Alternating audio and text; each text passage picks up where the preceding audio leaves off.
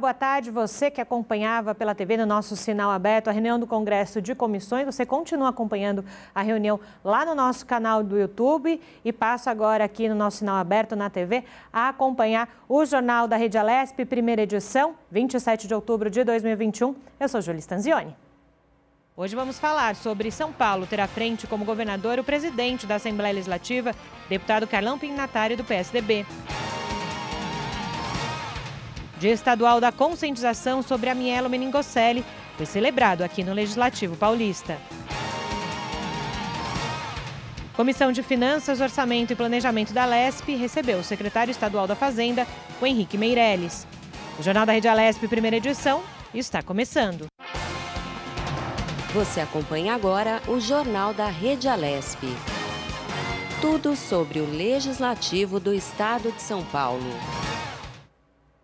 Abrindo o nosso jornal de hoje, diretamente lá do plenário Juscelino Kubitschek, falando com a nossa repórter Amanda Nascimento, que nos passa essa agenda de quarta-feira aqui do Legislativo Paulista. Falamos nesse início de semana, não é, Amanda?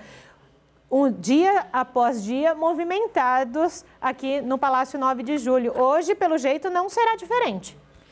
Isso mesmo, Julie. Boa tarde a todos que nos acompanham no Jornal da Rede Alesp. Uma quarta-feira típica do Legislativo Paulista. Às 11 horas da manhã foi iniciado o Congresso de Comissões, que está aí em curso. Nosso público, claro, pode acompanhar a transmissão pela Rede Alesp. E nesse congresso, os deputados estaduais estão fazendo a análise de 10 projetos de lei. Então, só explicando um pouquinho melhor para quem nos acompanha, Julie, Congresso de Comissões nada mais é que uma reunião conjunta de várias comissões e, se aprovado, o projeto então já pode seguir para análise aqui em plenário. Às 11 horas da manhã nós também tivemos a reunião da CPI das cavas subaquáticas, que aconteceu de modo híbrido, tendo aí a participação presencial no auditório Teotônio Vilela. E em breve o nosso público acompanha aqui na programação da Rede Alesp os destaques. E no período da tarde, mais atividades. Às 2 horas da tarde, reunião da Comissão de Constituição, Justiça e Redação, que tem na pauta 35 itens para 53 itens, para serem analisados. Reunião essa que acontece também de modo híbrido, tendo a parte presencial no auditório Teotônio Vilela. Já também às 2h30, a Comissão de Defesa dos Direitos do Consumidor, que tem na pauta 8 itens. Essa comissão acontece de modo virtual também, claro, transmitida pela Rede Alesp. Às 2h30, nossa sessão ordinária, diretamente do plenário Juscelino Kubitschek, pequeno e grande expedientes, oportunidade para que os deputados mantenham contato com a população paulista aqui diretamente da Alesp de modo presencial. Já às 3 horas da tarde, nós temos a reunião da CPI da violência contra a mulher, que além de analisar uma pauta com 10 itens, também irá ouvir a senhora Maria Gabriela Prado Mansur, que é promotora de justiça e que vai aí participar da comissão para colaborar nas investigações do colegiado, já que tem aí como foco o combate à violência contra a mulher, e essa CPI acontece aí de modo virtual. Também às 3 horas da tarde, reunião da Comissão de Assuntos Desportivos, que tem na pauta 23 itens. E às 7 horas da noite nós temos mais uma reunião, essa da Comissão de Meio Ambiente e Desenvolvimento Sustentável, que vai realizar uma audiência pública para discutir o processo de concessão do Parque da Água Branca, Parque Estadual Vila Lobos e também Cândido Portinari. Essa reunião acontece em ambiente virtual. Então, Julie, um dia com muitas atividades aqui no Parlamento Paulista e, de acordo aí com as nossas apurações, troca de informações entre os colegas, a gente tem aí também a expectativa de uma sessão extraordinária que deve, então, trazer na pauta esses projetos que, como eu expliquei, agora no início da manhã, estão aí pautados no Congresso de Comissões. Então, Júlia, uma quarta-feira típica, vamos dizer assim, né? É isso mesmo, Amanda Nascimento. Então, já você volta aqui ao Jornal da Rede Alesp para mais informações para a gente, tá bom? Até já. Até já, Amanda. E até o próximo dia 2 de novembro, terça-feira, o Estado de São Paulo terá à frente, não é, do Parlamento Paulista, do governo do Estado de São Paulo, o nosso presidente aqui da Alesp, o deputado Carlão Pignatari. Ontem foi justamente essa cerimônia que aconteceu aqui na Alesp. Acompanhe. A posse do governador em exercício, o deputado Carlão Pinhatari, no plenário Juscelino Kubitschek, teve início com a leitura do ofício do governador e do vice-governador de São Paulo, feita pelo vice-presidente da Lesp, deputado Wellington Moura, do Republicanos. Nos termos do artigo 40 da Constituição do Estado, este parlamento deve dar posse hoje ao senhor deputado Carlos Eduardo Pignatari, presidente da Assembleia Legislativa, no cargo de governador do Estado. A posse se deu após o juramento da Constituição do Estado de São Paulo. Prometo cumprir e fazer cumprir a Constituição Federal e a do Estado, e observar as leis. Declaro, nesse momento, empossado no cargo de governador do Estado de São Paulo, o excelentíssimo senhor deputado Carlos Eduardo Pignatari. Em seu pronunciamento, Carlão Pinhatari agradeceu o apoio do Parlamento Paulista e, em coletiva de imprensa, reiterou o compromisso de trabalhar pelo Estado de São Paulo. Hoje é mais um sonho realizado na minha vida. Eu acho que isso é de extrema importância. Vocês podem ter certeza que eu não conseguiria hoje ser governador de São Paulo em exercício se não tivesse sido o apoio dessa casa nos últimos 2 anos e meio, né? Com muitas discussões, mas com muita conversa, com muito diálogo, eu acho que nós conseguimos fazer juntos, né, um parlamento muito melhor. Pode ter certeza que eu vou honrar cada segundo e cada minuto desse meu momento de governador do Estado de São Paulo. Questionado sobre a meta de atingir uma cobertura vacinal de 90% no Estado de São Paulo, o governador disse que pretende incentivar ainda mais a vacinação. Só diminuiu a internação, as mortes e a contaminação pela vacina que nós estamos tendo. Então, eu espero que isso avance cada vez mais. Fazer um apelo a todos os municípios que a gente possa chamar as pessoas, procurar fazer busca ativa das pessoas que não tomaram ou a segunda dose ou a primeira dose. Eu espero que isso passe a ser uma coisa corriqueira no Estado de São Paulo. Carlão Pinhatari é natural de Votuporanga, cidade em que foi eleito prefeito por 8 anos. Exerce seu 3º mandato como deputado estadual e está na presidência da Lesp desde março de 2021, cargo que ocupa até março de 2023. O que a população pode esperar nestes 7 dias aí, o senhor à frente do governo do estado? Não, primeiro, com muito trabalho. Eu acho que é isso que eu fiz a minha vida toda e vou continuar fazendo aqui nesse período pequeno como governador de São Paulo, mas representar bem o estado e continuar trabalhando muito, que é o que eu sei fazer na política de São Paulo. Durante a permanência do presidente da Lesp, deputado Carlão Pinhatari, à frente do governo do Estado de São Paulo, fica em seu lugar, aqui na Assembleia Legislativa, o seu vice, o deputado Wellington Moura, do Republicanos. Já à frente dos trabalhos em plenário, ele falou de projetos aprovados. Somos a maior casa de leis estadual do nosso país. E sabemos da responsabilidade que temos como referência. Portanto, gerir esta casa é muito mais do que administrar. É conduzir soluções que impactam diretamente nas famílias que representam os 645 municípios do nosso estado, ou seja, os 45 milhões de habitantes. Autoridades que prestigiaram o evento desejaram boa sorte e se colocaram à disposição do governador em exercício. A Defensoria Pública do Estado, como órgão do sistema de justiça aqui no Estado de São Paulo, vê com bastante entusiasmo essa solenidade, né, que marca aí a transmissão da posse do governador, né, para o cargo de governador do atual presidente, deputado Carlão Pignatari. A Defensoria Pública promove o acesso à justiça às pessoas que não têm condições aqui em São Paulo. E nós temos uma parceria de longa data com a Assembleia Legislativa. Para nós do Ministério Público é uma alegria participar deste ato. Trago aqui os votos de felicidade para essa gestão, ainda que curta, para o senhor presidente Carlão Pignatari, que toma posse hoje como governador em exercício do Estado de São Paulo. Por isso, o Ministério Público, parceiro da Assembleia Legislativa, parceiro também do governo do Estado, traz esses votos para que a gestão seja a melhor possível em prol da população. O Carlão tem sido um grande presidente da Assembleia, foi líder de governo, conhece bem o governo, consegue tocar todas as ações, vai ter algumas ações importantes que a gente vai estar fazendo de desenvolvimento de algumas regiões do Estado e, obviamente, com o Carlão aí como governador, tudo continua para que a gente possa avançar, especialmente no investimento na educação com os municípios, que ele vai assinar um decreto importante, regulamentando uma lei que foi aprovada aqui na Assembleia Legislativa e temos bastante expectativa de avançar aí nesses próximos dias. E como vocês viram aí na nossa reportagem, quem assume então até o próximo terça-feira, dia 2 de novembro, aqui o Parlamento Paulista, é o deputado Wellington Moura, que hoje eu recebo aqui nos nossos estúdios. Então, nosso presidente interino, vamos dizer assim, até terça-feira. O deputado Wellington Moura é o primeiro vice-presidente aqui da LESP e ontem também nessa cerimônia assumiu como presidente da LESP. Próximos dias de muito trabalho, deputado. Presidente, né? É verdade, os dois, né? É muita dedicação e primeiramente eu acho que eu tenho que agradecer a Deus e segundo, a toda a população, aqueles que nos elegeram por ser deputado estadual. E em terceiro lugar, não tem como não agradecer aos deputados também que nos elegeram para ser o primeiro vice-presidente da Assembleia. Nesse momento, a gente então está assumindo como presidente da Assembleia de forma interina.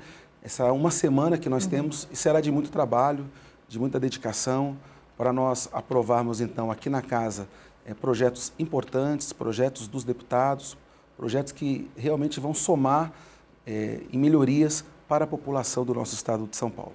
E a gente sabe o papel fundamental que a LESP, principalmente nesse período de pandemia, né, deputado, teve com relação a ajudar o estado de São Paulo a avançar no combate à Covid-19, a solucionar problemas do estado, como o senhor disse, né, muito trabalho pela frente, a aprovação de projetos dos deputados. O quanto o Parlamento Paulista ainda mais se tornou referência de trabalho e trabalho sério.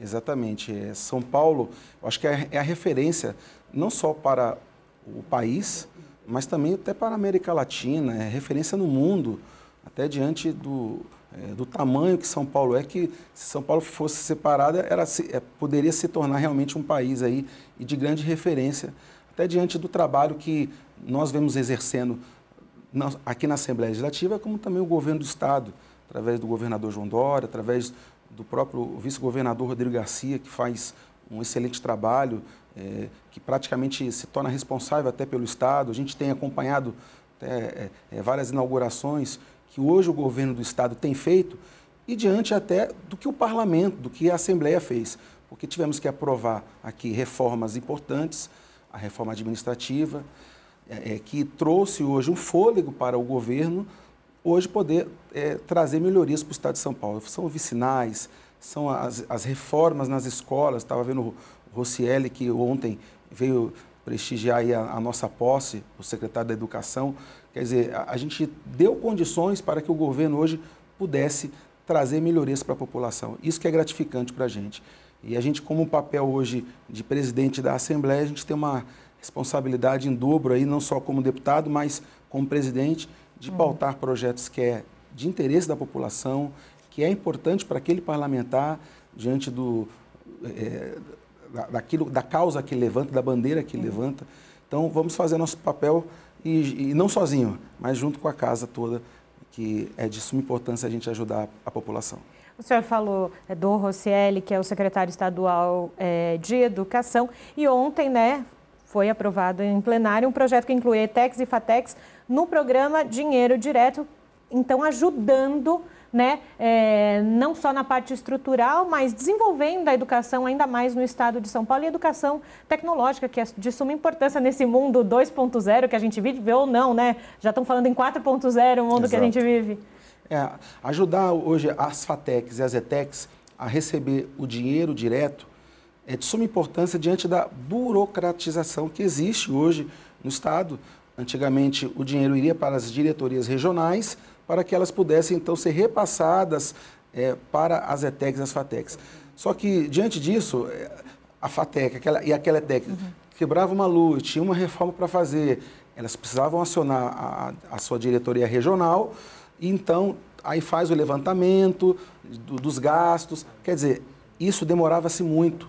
O que nós aprovamos então ontem? O dinheiro é repassado direto para aquela FATEC, o dinheiro é repassado direto para aquela ETEC, então ela vai receber o recurso direto e o responsável daquela unidade será o responsável, o ordenador de despesa daquela unidade. Então isso a gente facilitou para que os processos, os trâmites financeiros possam ser mais rápidos e aquela obra, aquela melhoria que a gente possa trazer para aquela unidade possa ser de forma, vamos dar celeridade a esse processo. Tanto que foi um projeto que houve acordo de todos os deputados, tanto os deputados da esquerda, os do centro, os da direita, enfim, todos entenderam que era importante a gente passar esse projeto. Então, os 94 deputados aí tivemos o apoio de todos.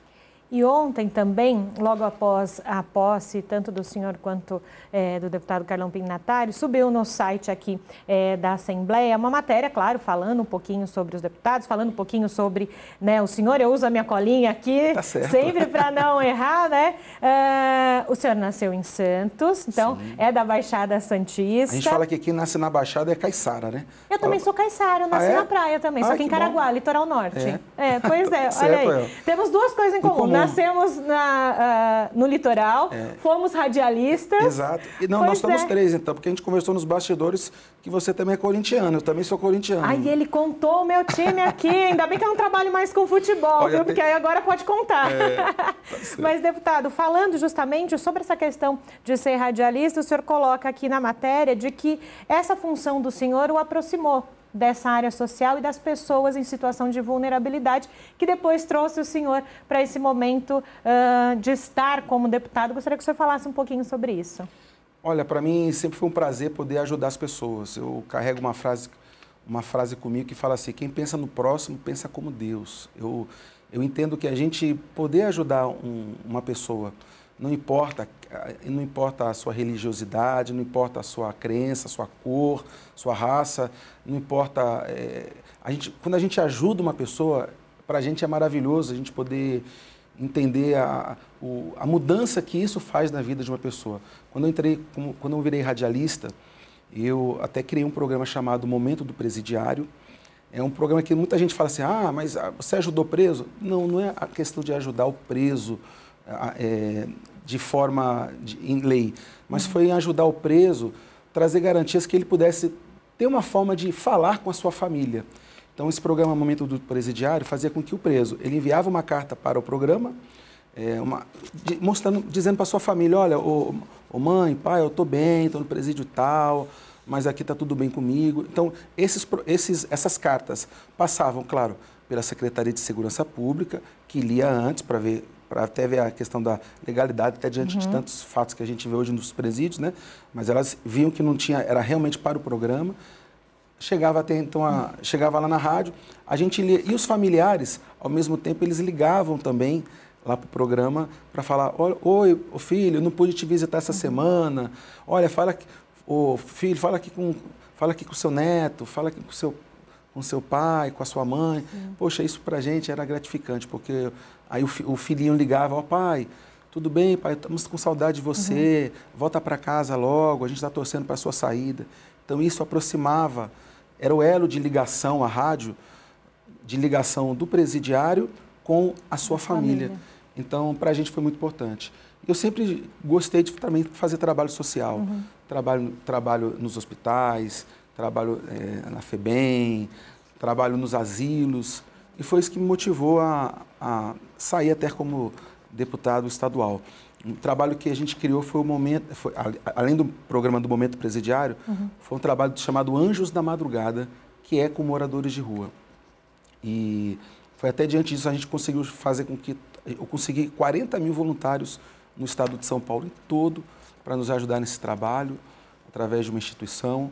E, diante disso, a gente viu a necessidade. Poxa, imagina se eu sair como deputado estadual, o tanto mais que a gente pode fazer pelas pessoas. Então, graças a Deus, hoje a gente está no nosso segundo mandato. Fui eleito nesse meu segundo mandato com 80.271 votos.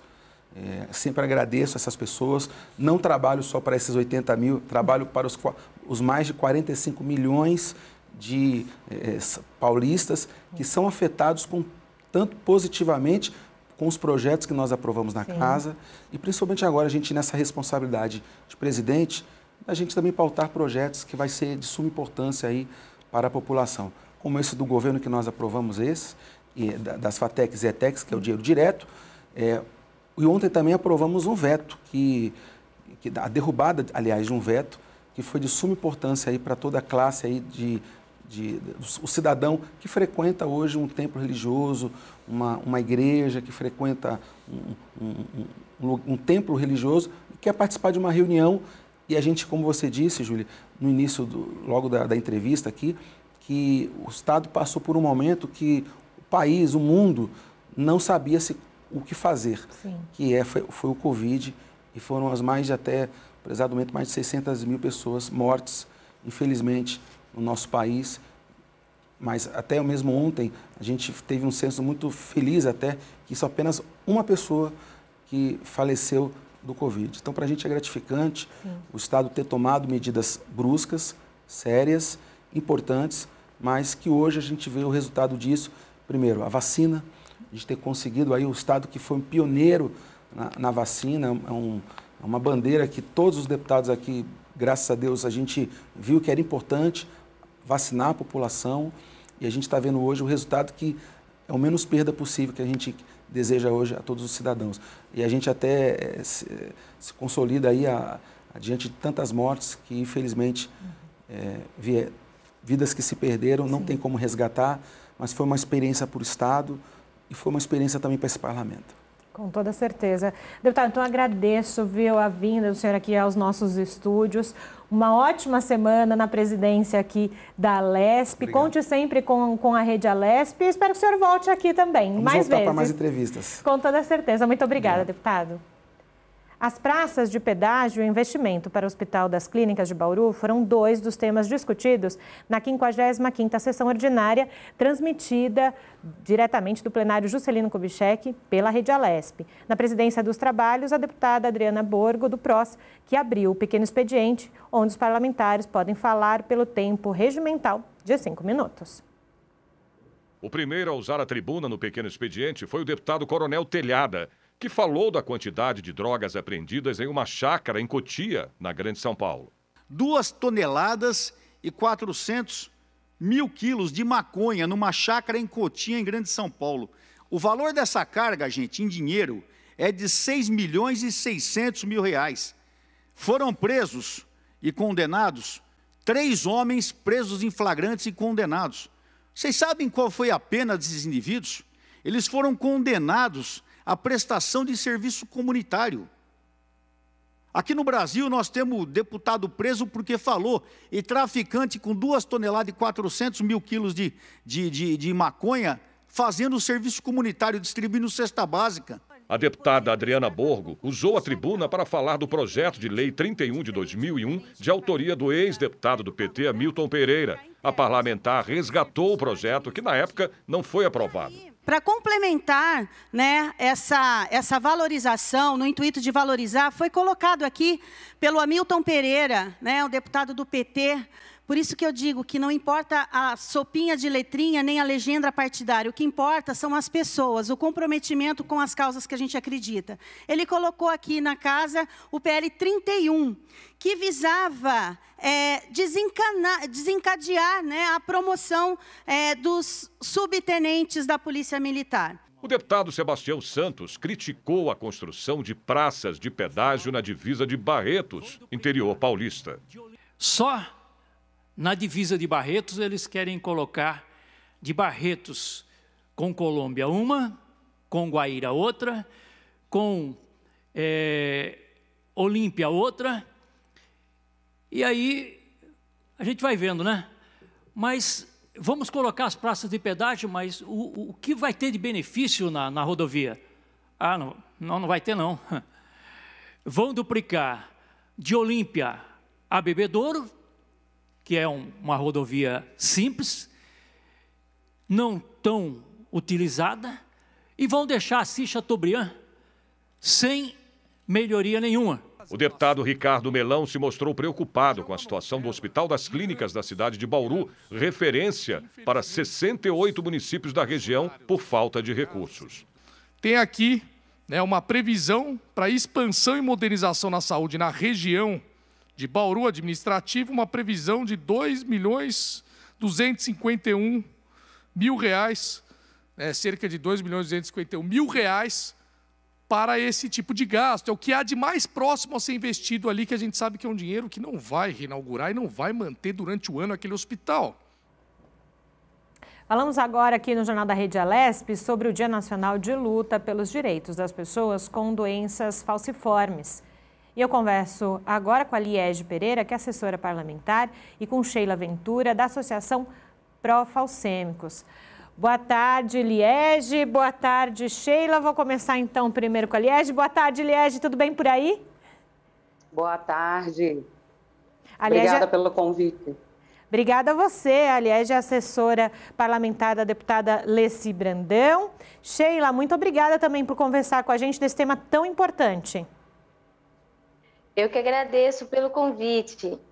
E a própria deputada Leci Brandão fez um evento com relação a essa questão que a gente vai abordar agora aqui no Jornal da Rede Alesp. Então, eu gostaria de começar com a Liege, por favor, falando sobre o projeto de lei 564 de 2021, da deputada Leci Brandão, que tem como foco, então, essa política estadual de atenção integral às pessoas com a doença falciforme. Por favor, Liege.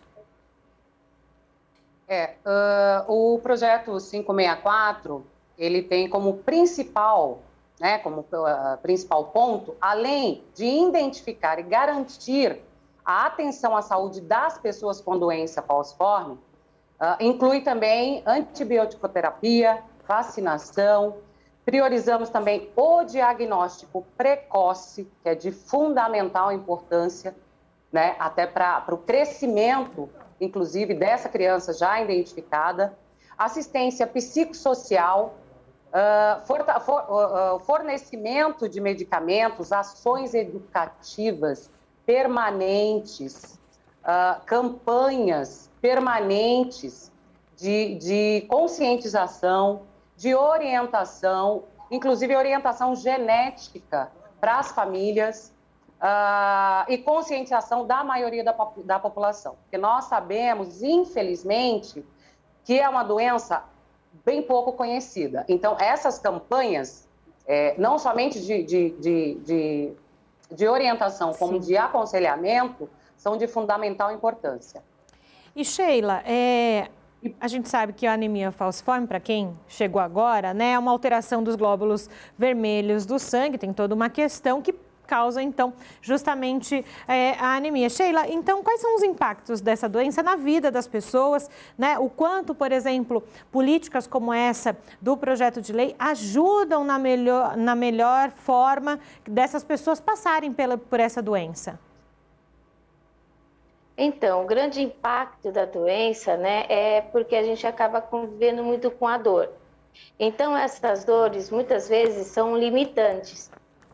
Então, a questão de emprego, né, trabalho na faculdade, estudo, isso torna que a pessoa fique num eterno recomeço, devido às internações, né, às faltas. Por exemplo, quem trabalha tem sempre que faltar para ir às consultas ou às internações. Muitas vezes essa internação pode ser de uma semana, às vezes até um mês ou mais, dependendo das complicações.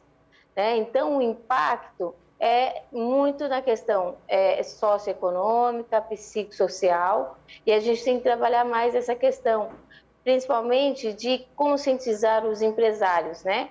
Que a pessoa com doença falciforme, ela não está em crise constantemente, não é todos os dias. Tem os dias que ela está produtiva, pode trabalhar, mas a empresa, ela quer funcionários que dê lucro, né, que esteja sempre presente. Então, a gente tem que sempre falar sobre a questão do empreendedorismo com as pessoas com doença falciforme para garantir uma melhor convivência. Liege, trazer esse tema, né, para o Parlamento Paulista, não só numa discussão de audiência pública ou um ato solene, mas, enfim, de se debruçar sobre uma política específica para esse setor, o quanto envolver, né, então, o Legislativo e depois o Executivo é essencial para ajudar também todo mundo. Claro, sem dúvida nenhuma. O papel da Assembleia Legislativa de São Paulo é a elaboração e aprovação de projetos que impacte diretamente na vida das pessoas, impacte de forma positiva na vida das pessoas, né? Então, trazer essa temática da anemia falciforme para a discussão aqui dentro da casa é de fundamental importância, né? Até porque é uma doença pouco conhecida, inclusive da área da saúde, dos profissionais da saúde, né? Então, essa temática que o nosso mandato está levantando, não somente para uma discussão, como você bem disse, não somente para uma discussão numa audiência pública, mas para a gente dar sequência e cobrar os órgãos públicos competentes também, de forma que essa população seja assistida. E do outro lado, Sheila, como para vocês é importante ter o parlamento, por exemplo, a gente está falando do Parlamento Paulista, de ter o legislativo, o executivo próximo a essa luta, a esse entendimento, né? E aproveitando, gostaria que você também contasse para quem está em casa se essa questão da doença falciforme, ela só acontece no primeiro ano de vida da criança, é algo que acontece ali, depois fica crônico para o resto da vida, para as pessoas poderem se situar também. Bom, a doença falciforme, nós nascemos com ela e vivemos com ela, né? Até o momento, ainda a expectativa de cura é o transplante de medula óssea, mas existem muitas barreiras, principalmente porque o transplante, para a pessoa com doença falciforme, só pode ser feita de irmão para irmão, né? Então, já encontramos uma barreira aí, porque a maioria dos transplantes que foram feitos através de convênios, né? E o SUS tem toda essa complicação, essa dificuldade do acesso. A doença falciforme, ela é hereditária, então a criança nasce e vive com ela, né? Não tem cura até o momento. Nessa questão do parlamento, para a gente é muito importante. Por quê? Para vocês terem uma ideia, a gente ainda não tem direito nem à isenção tarifária, porque a doença falciforme, ela não é reconhecida como deficiência para a SP-Trans e a questão dos transportes.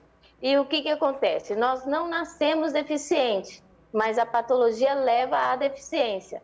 Então pode prejudicar, causar um AVC, problemas renais, problemas hepáticos, né, problemas visuais.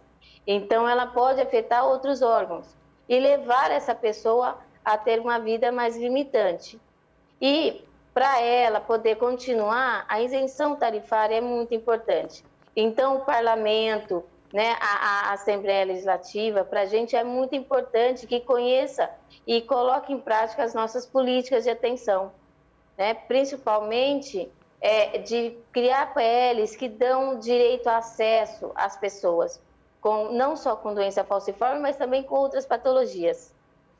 E, Liege, falando justamente sobre o Dia Nacional de Luta pelos Direitos das Pessoas com as Doenças Falciformes, é hoje, 27 de outubro, né? Calhou de conseguir falar com vocês bem nesse dia importante dessa luta nacional. Além disso que nós estamos fazendo, que é importante que a Rede Alesp coloque, né, também na roda de conhecimento de quem nos assiste sobre essa questão.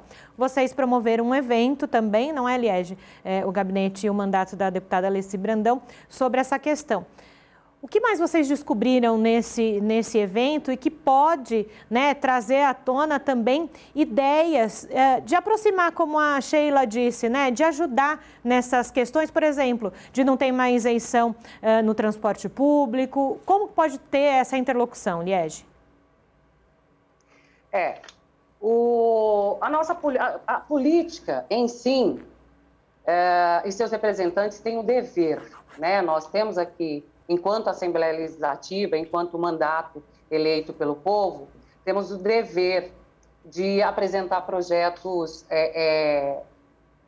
que impactem diretamente na vida do povo, né? Que foi o caso aí da Prof, que nos procurou e que nós, desde o primeiro mandato da deputada, nós temos o perfil de ser um mandato popular. Então, geralmente, as pessoas nos procuram justamente com essa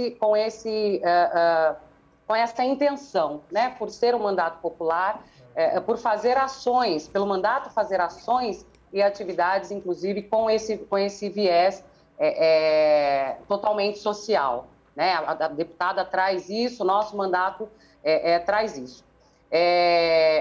Eu já passei aqui parte do projeto, sim, né? O projeto 564 está na íntegra na página da Alesp, mas juntamente com o que a Sheila está colocando, esse projeto também ajuda não somente a gente fazer a discussão aqui dentro da casa, como levar para fora, levar para os outros órgãos competentes e principalmente chamar as entidades, no caso da Prof, né, que nos procurou, e as outras entidades, inclusive para tornar público essa discussão. Né? Não é no caso de uma audiência pública que isso venha a se tornar algo extremamente positivo. Foi positivo, sim, mas a gente enxerga que tem muito que se fazer, muitos direitos a serem conquistados e muitas bandeiras ainda para serem levantadas para que essa população comece a ser assistida. Né? Então, o PL 564 é um pontapé, digamos assim, é um pontapé nessa luta, nesse sentido da gente dar continuidade a esse projeto de fundamental importância para as pessoas com doença falciforme. Perfeito. Liege, eu agradeço, viu, a contribuição de vocês hoje aqui ao Jornal da Rede Alesp. Portas aqui do Jornal da Rede Alesp, sempre abertas para vocês aí do gabinete, tá bom? Posso só dar um informezinho? Pode sim. Rapidinho. Então, hoje, né, se comemora aí o dia 27, que é um marco na luta nacional das pessoas com doença falciforme, na qual a Assembleia Legislativa também será iluminada de vermelho com essa homenagem, né? Eu acho que é um dia que as pessoas, principalmente as pessoas que estão na linha de frente, como no caso da Sheila, que é nossa parceira, nossa companheira de trabalho, né, também entrevistada, e que o vermelho do iluminado da Assembleia hoje significa gritar para o Estado e para o Brasil que estamos em luta por políticas públicas de saúde que representem a maioria da população. Né? Então, além da homenagem às pessoas da linha de frente, nós temos a obrigatoriedade de deixar claro o quão necessário é esse projeto de lei, o quão necessário a Assembleia iluminada representa para o nosso povo, do ponto de vista político, e que nós precisamos de mais atenção. Né? Então, Dia Nacional de Luta das Pessoas Portadoras de Anemia Falciforme também grita nesse 27, além dos outros dias, também grita por melhor qualidade de vida, por uma longevidade e de políticas públicas específicas para a patologia. Perfeito, Liege. Sheila, te agradeço também hoje a contribuição aqui ao Jornal da Rede Alesp. Bom trabalho por aí para vocês. Ok, gostaria também de convidá-los a todos a aderirem à nossa campanha. Estamos lançando hoje, né? Que é a campanha Você Não Vê, Mas Eu Sinto. Né, justamente para ressaltar a invisibilidade da doença falciforme. Então, convido a todos a entrar pelo site da associação, Instagram. A gente está quanto mais divulgarmos, melhor será a divulgação da doença falciforme. Perfeito. Muito obrigada. Perfeito, obrigada, bom trabalho para vocês. 409 brasileiros morreram, vítimas da Covid em 24 horas, período registrado até às 8 da noite de ontem. Desde o início da pandemia, já são 606 mil óbitos pela doença em todo o país e mais de 21 milhões e 700 mil casos desde o ano passado. A média móvel diária é de 342 mortes, a pior registrada no último mês, que tem variado entre tendência de queda e estabilidade nos óbitos por Covid. Os dados são das secretarias estaduais de saúde. Amapá, Roraima e Sergipe apresentam alta nas mortes pela doença. São Paulo se mantém em um quadro de estabilidade. A vacinação segue em todo o país. Mais de 112 milhões de brasileiros estão totalmente imunizados com as 2 doses ou a dose única. Outros 153 milhões de brasileiros já receberam ao menos uma dose da vacina. O Dia Estadual da Conscientização sobre a mielomeningocele, celebrado em 25 de outubro, desperta a atenção especial do deputado estadual Douglas Garcia, do PTB, proponente de algumas ações para ajudar esses portadores de doenças raras. O deputado Douglas Garcia, do PTB, é o autor do projeto de lei 723 de 2021, que, segundo ele, faz parte da sua luta na Comissão de Defesa dos Direitos da Pessoa Humana, da Cidadania, da Participação e das Questões Sociais, pela visibilidade de pacientes com doenças raras. em apoio ao Dia Estadual da Conscientização sobre a Mielomeningocele, celebrado em 25 de outubro. A Alesp recebeu uma iluminação especial. Enquanto membro da Comissão de Direitos Humanos da Assembleia de São Paulo, eu sempre trabalhei para que a comissão voltasse às minorias que realmente precisassem de assistência do Estado. Minorias que possuem doenças raras, ou às vezes não doenças raras, mas pouco conhecidas, como foi o caso da mielo. Eu abro minhas redes sociais para que as pessoas entrem em contato, deixo à disposição. Eu recebi a visita da associação, dessas pessoas que vieram me visitar e me trouxeram essa doença que eu realmente não conhecia, esse outro mundo, e passei a ajudá-las, né? Recebi aqui no meu gabinete toda a demanda envolvendo a mielomeningocele aqui no estado de São Paulo e também no Brasil, que é muito importante para a gente poder trazer o conhecimento, né, para a população. A mielomeningocele é uma doença que atinge a espinha bífida, no qual os ossos da coluna vertebral do bebê não se desenvolvem adequadamente durante a gestação, causando o aparecimento de uma bolsa nas costas que contém medula, nervos e líquido cefalorraquidiano. Recebemos o diagnóstico no consultório, onde o médico disse que as sequelas seriam muitas e ela poderia não falar, não andar, não segurar a cabeça. E aí começou a nossa luta de exame, ultrassons morfológicos. Porém, como a gente descobriu tarde na gestação, a gente não conseguiu fazer a intraútero. Eles falam que eram de risco, uma cirurgia de risco para a mãe e para o bebê. A mielomeningocele não tem cura, mas existe uma cirurgia intrauterina capaz de reduzir as sequelas da criança. A intraútero ela não é a cura, mas ela diminui cerca de 50% a 60% das sequelas. Inclusive que nem a hidrocefalia, que é uma das sequelas que a Maju tem. É um acúmulo de líquido na cabeça. Com isso, acaba afetando a parte neurológica dela, né, da criança, e aí submetendo ela a colocar uma válvula. Essa válvula ela não é tão simples, porque ela pode ser obstruída a qualquer momento e várias vezes passar por processos cirúrgicos. Então, fazendo a intraútero, é 60% de chances da criança não desenvolver. E assim, está tendo muita criança com sucesso. O deputado Douglas Garcia também é o autor da moção 297, de 7 de outubro de 2021, que apela ao presidente da Câmara dos Deputados, Arthur Lira, e ao presidente do Senado Federal, Rodrigo Pacheco, que empreendam esforços para a aprovação do projeto de lei de número 1861, de 2019, que incorpora ao Sistema Único de Saúde o tratamento fisioterápico por eletroestimulação para os pacientes diagnosticados com mielomeningocele. Eu protocolei uma moção aqui na Assembleia Legislativa para que a União olhe para essas crianças. E quando eu falo União, eu falo o governo federal, eu falo do Congresso Nacional e também, quiçá, do próprio Poder Judiciário, porque a gente sabe que algumas decisões do Judiciário elas precisam ser cumpridas e muitas mães hoje necessitam de um auxílio imediato, né, para essas crianças. Nós vamos entrar com requerimento na Comissão de Direitos Humanos aqui da Assembleia Legislativa do Estado de São Paulo, convidando as mamães que possuem crianças portadoras de mielo para que elas possam expor na Comissão de Direitos Humanos quais são as necessidades que os portadores de mielo possuem e como o Estado pode auxiliar nessas necessidades. Isso é muito importante. Então, os deputados estaduais da Assembleia de São Paulo, eles terão conhecimento direto na fonte das necessidades que provém das crianças portadoras de mielo. Mais entrevista aqui no Jornal da Rede Alesp. Eu falo agora sobre a lei de incentivo à doação de notas fiscais a hospitais filantrópicos. E eu converso novamente aqui nos nossos estúdios com o deputado Rafa Zimbaldi, do PL. Boa tarde, deputado. Tudo bem com o senhor? Tudo bem, Júlia. Obrigado aí mais uma vez pelo convite. É um prazer estar aqui e cumprimentar todos aqueles que estão nos assistindo. E falando sobre essa doação, então, muita gente doa, coloca o número lá do CPF em algum cupom fiscal.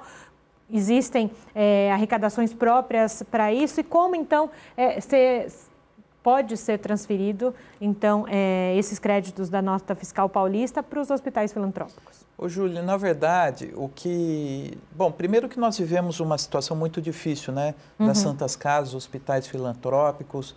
Eu tenho uma relação muito grande com a FEOSP, que é a Federação dos Hospitais Filantrópicos e Santas Casas.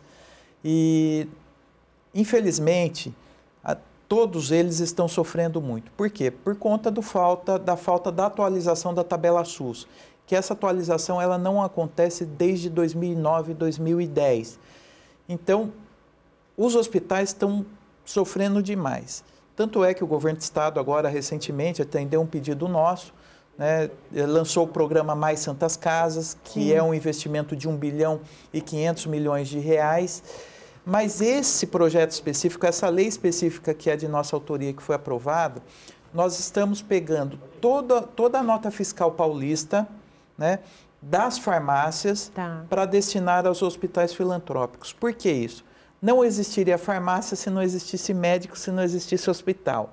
Então, nada mais justo que os créditos da nota fiscal paulista das farmácias sejam repassados para esses filantrópicos. Então, nós estamos aí fazendo já um trabalho para a regulamentação dessa lei, porque já virou lei, o governador João Dória já sancionou. Sim. E nós agora estamos trabalhando pela regulamentação para que isso se torne uma prática de todas as farmácias no estado de São Paulo.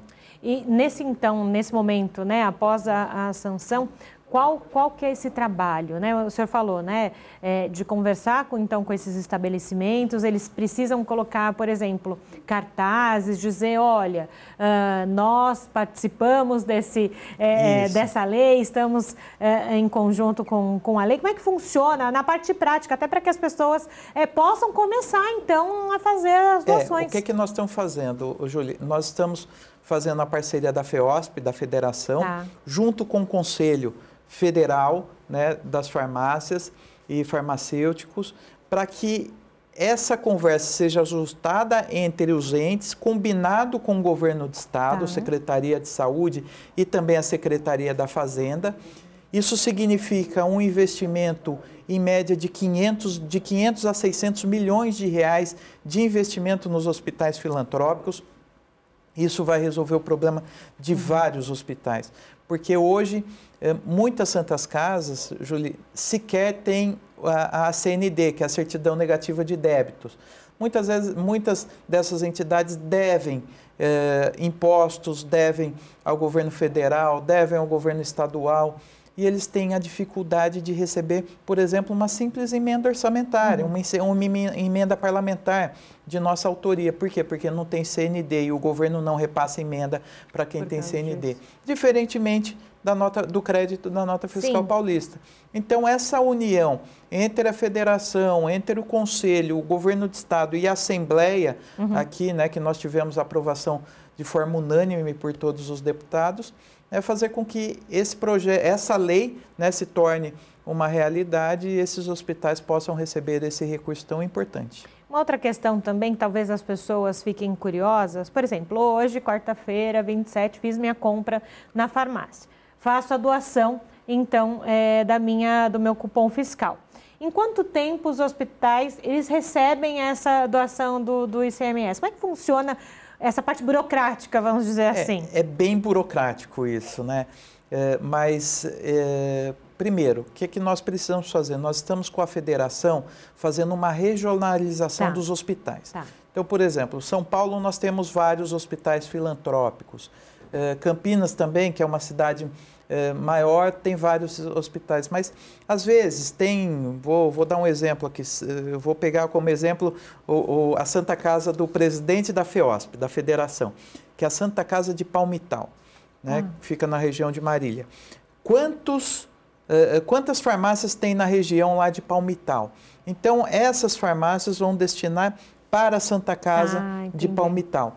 E aí depende muito também do cadastramento, né, do hospital da Santa Casa, fazer esse cadastramento para que o governo repasse esse crédito, Júlia. Então, tem toda uma questão burocrática, né? Mas isso depende aí do hospital para fazer o cadastramento, então tem toda... Também tem o outro lado deles. Tem o outro lado que eles...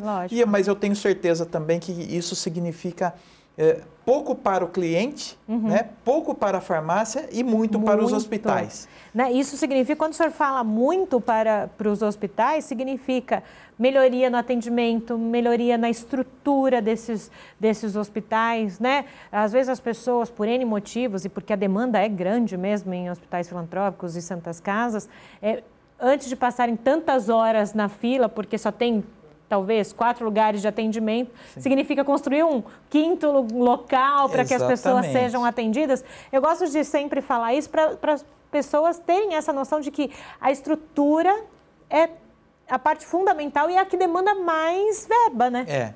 Ô, Júlia, para você ter uma ideia, né? Às vezes as pessoas não têm essa informação, mas o Sistema Único de Saúde, ele é composto por hospitais públicos, né? Que aí hospitais federais, hospital estadual e hospital municipal.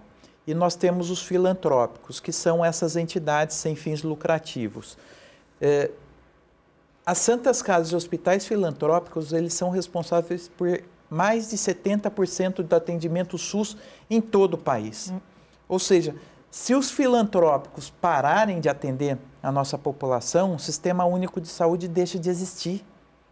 Sim. Então, por isso, a gente tem feito um trabalho de conscientização, porque são 500 milhões de reais aqui no estado de São Paulo que seriam repassados a esses hospitais e que eles ajudam muito e que muitas vezes eles são cobrados pelos municípios, pelo estado e pela própria população como se eles fossem, como se o governo estivesse fazendo um favor, né, para esses filantrópicos, e é totalmente o contrário. Quem faz favor, quem ajuda, é o filantrópico que ajuda o Estado.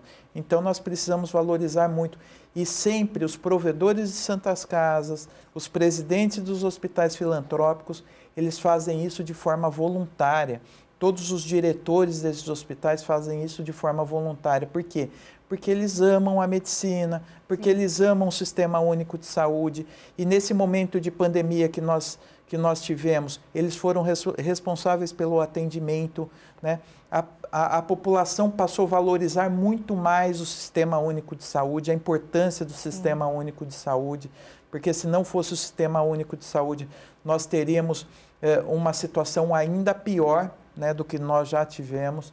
Então, tudo isso se deve a essa parceria dos filantrópicos em ajudar o Estado, União, governo estadual e também os governos municipais. E aproveitando esse gancho, talvez as pessoas não saibam que estão em casa, mas grande parte do interior paulista, em muitos locais, em muitas regiões, é o hospital público, é a Santa Casa, é o hospital filantrópico que ajuda em toda a região. Né? Não existe talvez ali um hospital privado ou pessoas que tenham a condição de ir a um hospital privado, ter um plano de saúde, pagar, enfim.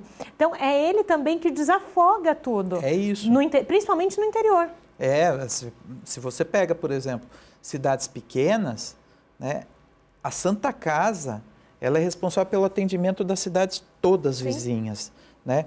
E aí, eu tenho um convênio médico. Tem convênio médico, mas para você ser atendido, por exemplo, num hospital particular, você precisa andar 50, 60, 100 quilômetros, né, para ser atendido no hospital particular. Então, os filantrópicos, eles acabam dando esse suporte, né, principalmente aos municípios pequenos, os municípios que muitas vezes não têm condição, Júlia, de fazer um repasse. Sim. Né? Porque o orçamento acaba sendo tão pequeno desses municípios, a principal arrecadação é o FPM, né, o Fundo de Participação dos Municípios, que é uma pequena parcela que o governo federal repassa a esses municípios. Então, assim, o sofrimento é tanto que se não fosse aquela Santa Casa, né, conduzida por um provedor sério, por às vezes uma irmandade muito séria, as irmãzinhas, né?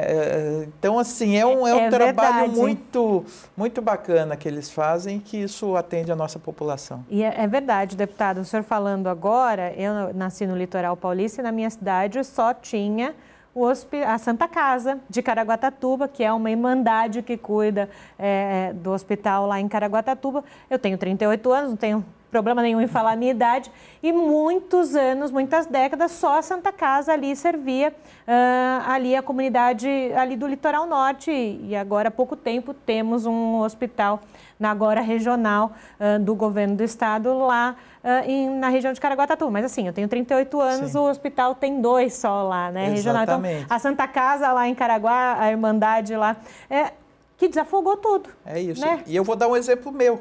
Né? Eu tenho 40.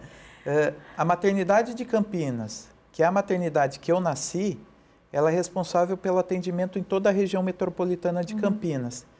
E hoje é a única maternidade que atende toda a nossa região. Né? Você tem, por exemplo, o Hospital da PUC, tem alguns atendimentos de maternidade, você tem o CAISME, mas o principal da região continua sendo a maternidade de Campinas. Né? Uma entidade centenária que atende mais de 2,5 milhões de habitantes. Todo campineiro, né, que você pergunta, acima de 20 anos, onde você nasceu? Na maternidade de Campinas. É igual em Caraguá. Quem não você nasceu? Na Santa Casa Estela Maris. É isso, ponto. É isso. É uma então, história, assim, né? Então, essa história, né, construída ao longo de anos, deixa de ser apenas o trabalho, mas passa a ser um orgulho da cidade e de toda verdade. A região. Com toda certeza, até porque, depois de tantos anos, nós estamos relembrando né, toda essa questão da nossa história, de onde nascemos e o quanto elas foram essenciais, não só para as nossas mães nos ter, né, mas tantas outras mães. Deputado, agradeço, viu, a nova visita aqui aos estúdios da Rede Alesp, sempre um prazer recebê-lo por aqui. Prazer é todo meu, Júlia, obrigado pela oportunidade, mais uma vez convidar quem está nos assistindo para acompanhar o nosso trabalho nas redes sociais. É só digitar lá Rafa Zimbaldi no Facebook, no LinkedIn, no Instagram, em todas as redes sociais nós estamos muito ativos. Obrigado aí pela oportunidade. Obrigada ao senhor, deputado. Um levantamento do Instituto Emílio Ribas constatou que 9 em cada 10 pessoas hospitalizadas por Covid em São Paulo não tomaram a segunda dose da vacina. Dos 1.172 internados, 1.034 não completaram o esquema vacinal entre as pessoas hospitalizadas. 138 estavam completamente imunizados. Todas as vacinas aprovadas para uso no Brasil se mostraram eficazes também nos testes clínicos. Segundo os especialistas, a importância da dose de reforço é essencial por conta da ameaça da variante que tem aí afetado tantas pessoas, dos mais velhos, não reaja tão bem aos imunizantes. E o Jornal da Rede Alesp, primeira edição, vai para um rápido intervalo. Fique por aí, a gente volta na sequência. Até já!